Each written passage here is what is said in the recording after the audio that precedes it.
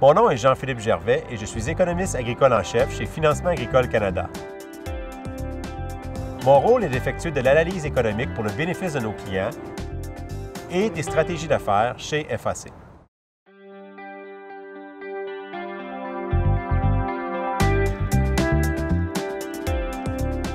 Les matières premières peuvent représenter une part importante du coût global dans le processus de fabrication de produits alimentaires, parfois même pouvant aller jusqu'à 80 du coût. Bien sûr, cette proportion varie considérablement selon le niveau de transformation et le secteur. D'autres coûts, comme ceux de l'énergie et de la main-d'œuvre, doivent être pris en considération. Par contre, l'écart entre le prix auquel les fabricants vendent les produits alimentaires et le coût des matières premières donne une assez bonne idée des tendances sur le plan de la rentabilité.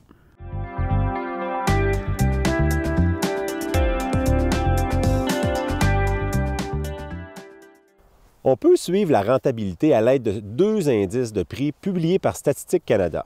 L'indice des prix des produits industriels mesure la variation des prix des principaux produits vendus par les fabricants.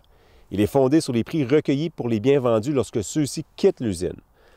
À l'opposé, l'indice des prix des matières brutes mesure les variations des prix d'achat des matières premières par les industries canadiennes en vue d'une transformation subséquente.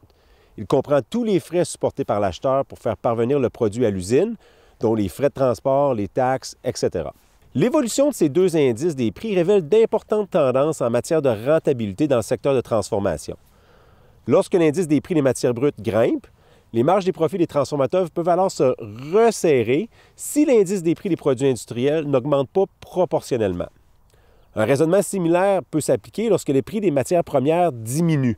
Les marges des biens peuvent alors augmenter si le prix des produits qui sortent de l'usine ne baisse pas en même temps que le prix des matières brutes.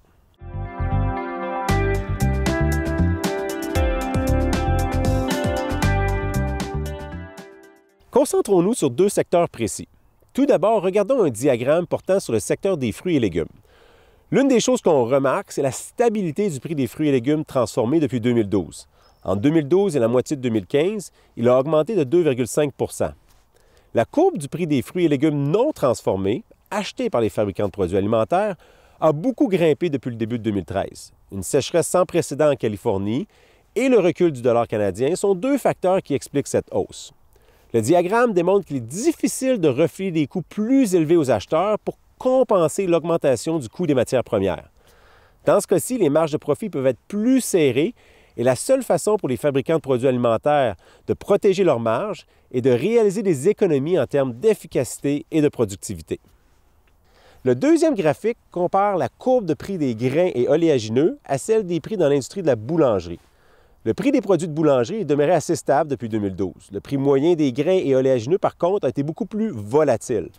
Une importante sécheresse est survenue aux États-Unis et a causé une très forte augmentation des prix des grains et oléagineux en Amérique du Nord en 2012 en raison de la diminution de l'approvisionnement disponible. Les prix ont fini par baisser, ce qui a permis aux marges de profit des produits de boulangerie de remonter. À l'heure actuelle, le prix des grains et oléagineux se situe environ au même niveau qu'au tout début de 2012. Il est important de retenir que la comparaison des prix des produits alimentaires et des matières premières détermine la rentabilité des activités de transformation alimentaire.